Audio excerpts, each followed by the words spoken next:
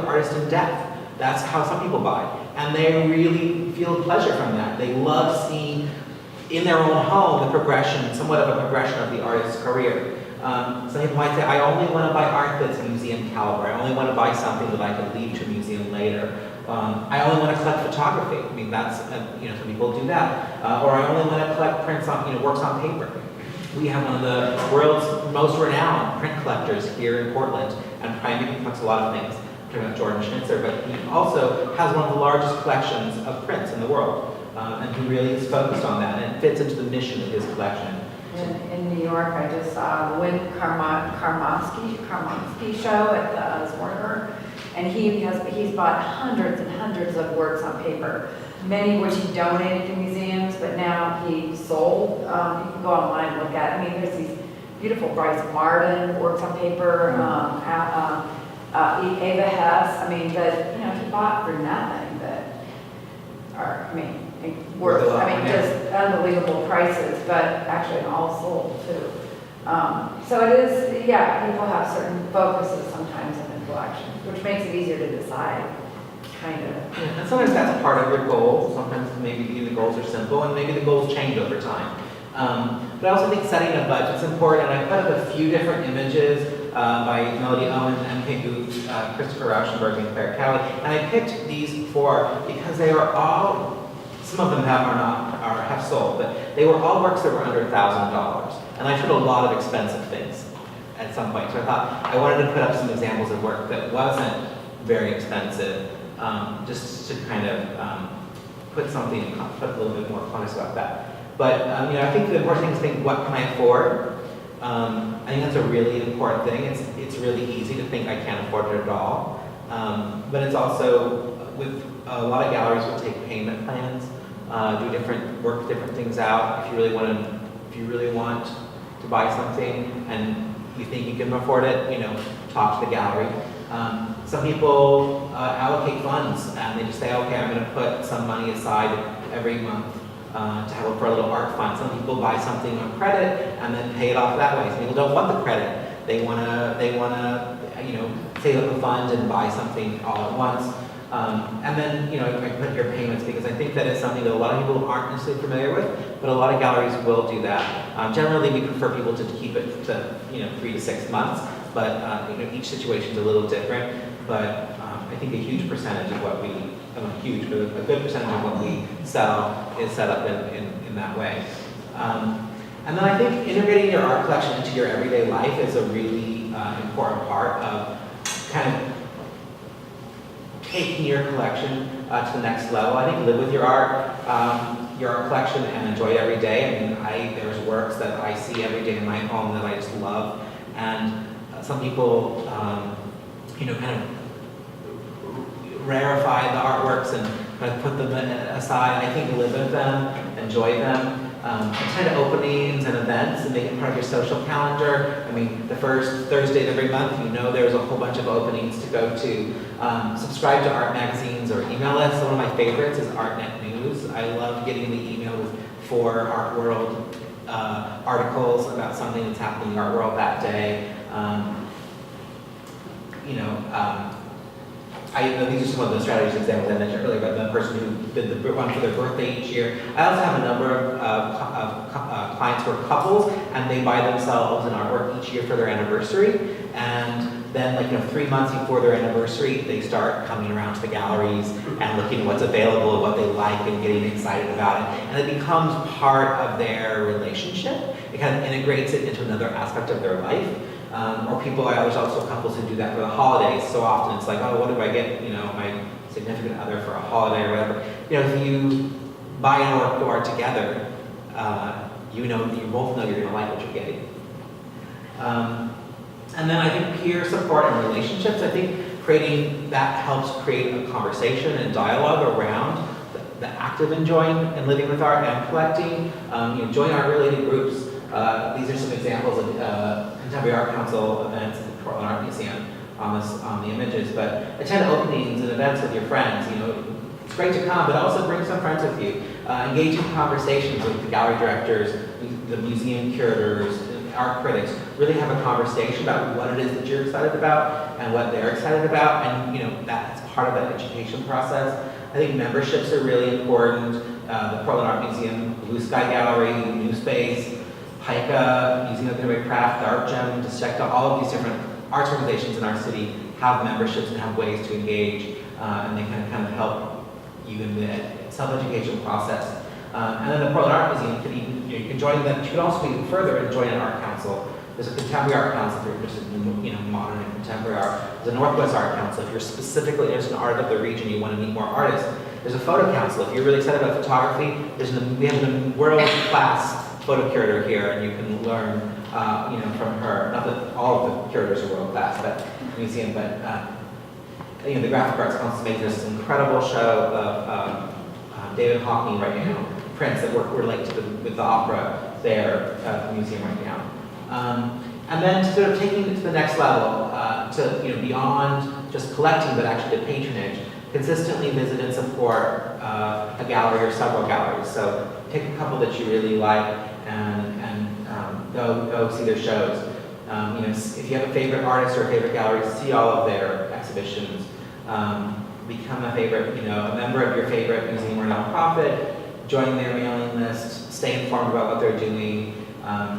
And if you have a favorite artist, try and visit their studio. A lot of artists do studio visits, or a group will come to town and they'll welcome. I know the Peabody Art Council and the Northwest Art Council, a number of those take people, their members around to studio, so we can see artists in their environment. And then, so let's say you've been collecting for 5 years, 10 years, 25 years. At some point it's good to evaluate your collection. So you can also have an appraise, which is not exactly what I mean, but sometimes people collect for a while and they think, oh, what is it that I collect? They start to notice a theme. There's a guy in New York, William Hunt, who has an incredible photo collection, and he realized after a few years that all of the photographs he liked, the majority of what he collected, people's eyes were somehow obstructed. And he just sort of noticed that and said, oh, so that became a focus for his collection. He built a huge collection. There's a big book on his collection now. So is there something that unifies your taste or your collection? What themes run through your collection?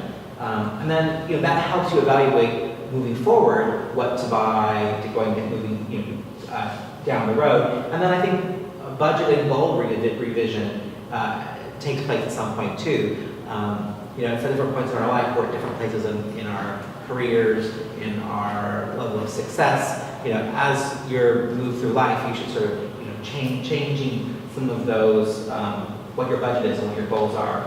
And then creating legacy. And I threw up this picture by Jack Charte. She's an artist from Seattle, and I put it up because we have a couple that have been patrons of the gallery for a long time.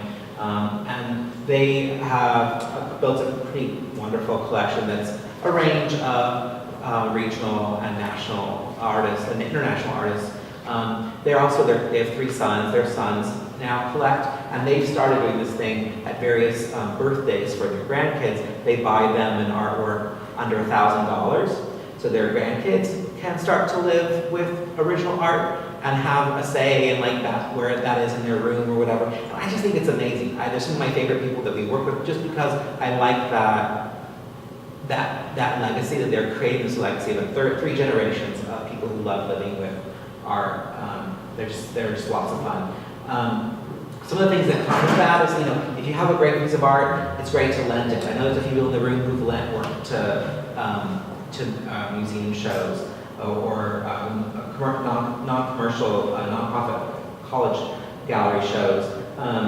Supporting artists throughout their career, so really following someone and figuring out ways to support them. But sometimes an artist isn't always just about buying their work, but sometimes maybe they have an opportunity to have a book published, and you can buy a copy early and get your name in that book, and it's a way of supporting the artist and building of their career. Educating the next generation, sharing your collection, and at some point, donating to museums and universities are ways to build legacy. And then just a couple shortcuts. Are there shortcuts you want to just oh, it sounds like a lot of work, I just want a shortcut. What's a shortcut to helping my collection?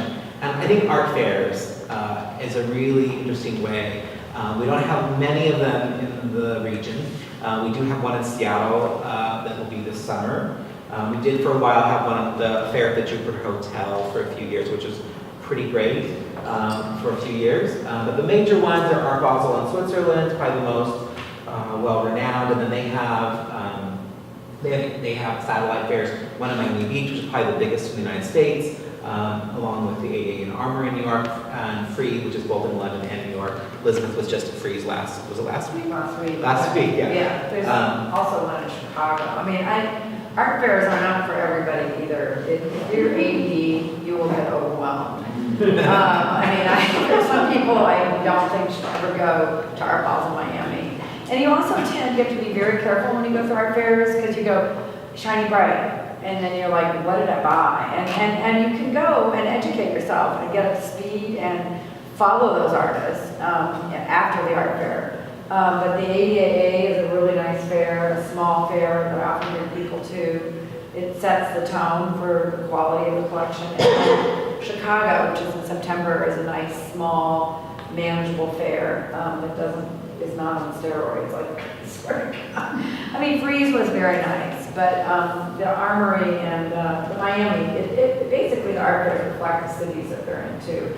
Seattle opens July 30th this year, and there will be some major galleries from New York as well as several from here and other parts of cities on the West Coast. But they're not really the only way by. That is, yeah. No, I think it's a shortcut. I think in terms of, one of the things I like about as a professional going to them is, I think you pretty much, if you go to Miami, there's 20 fairs. Each one has 40 to 120 galleries, each of them showing 1 to 5 artists. If you kind of do that math, you can go through in a week, going through some spaces, and you can see a lot of art by a lot of different people from all over the world. And if you want to kind of get a sense of what's going on globally in the art world, it's a way to do that. It is overwhelming. It's pretty intense. Kind of blurred after a while. Yeah. I just had a question. I'm not as familiar with art fairs. Mm-hmm. So, do you see the same artists that you would see in the gallery exhibited at the art fair, or do you? Because when I hear art fair, I kind of think a little bit more commercialized, probably not as. Right. So the art fairs are vetted. You have to go through a committee. So quality is really important. For example, Miami, you have the convention center. That's uber blue chip primarily. Usually the high end, they are bringing more low end price points in. And then you have other satellite fairs like Pulse. So you have brands. Pulse is a good fair. Nada is a more experimental fair. And Untitled. And then you have other good fairs, but they get more commercial. Miami Projects is a good fair. So you kind of need, if you want to go to an art fair, you can talk to us, you can talk to the curator of the museum to kind of guide you. Because it is, how do you tell it's good? And actually that goes back to other ways, basic ways, is you can look at an artist's bio. So you can kind of tell what level they're at. That's another conversation. But you also might want to go with an art council so that you have somebody to kind of who can answer questions. So, how do I know? Again, it's a good artist, and then you can look at a bio and ask them answer a question. Because it's a lot of information. You may not want to buy it the first time you go to art, although it's kind of hard not to. And then I think also gallery relationships. I think people sometimes forget that we're here doing our work, but it's also, we're a great resource. We have a lot of information about the artists that we show. We are, provide a wealth of knowledge about a whole bunch of things, both about the art market locally and beyond. We can talk about the exhibition, we can talk about the artists. We also can tell you, oh, you're like this artist, but you don't love one that's here. Well, we happen to know what's going on in the studio, and we happen to know when the next show is. So, we can kind of do that information. Also, you come in and you see, okay, there's 50 pieces up that I can see. There's also about 2,000, 3,000 more in the racks. So we know where all those are, and if there's something that you're not finding, we can show you some of those things as well. And then art consultants, there's a number of art consultants you can work with. I mean, there's a couple different images up here. There's the record-breaking Picasso, you know, an art consultant can help get you access to bidding on things like that, or they can, you know, help shepherd you through an auction process. I know there are consultants and dealers here who help their clients buy artwork at auction. And also, it's not only there's consultants that are sort of, that's their primary role, but also a lot of dealers serve as consultants. And Elizabeth takes many of our clients, some of our clients, to New York and fairs and different things. Some curators will advise, and there's of course independent consultants and a lot of consultants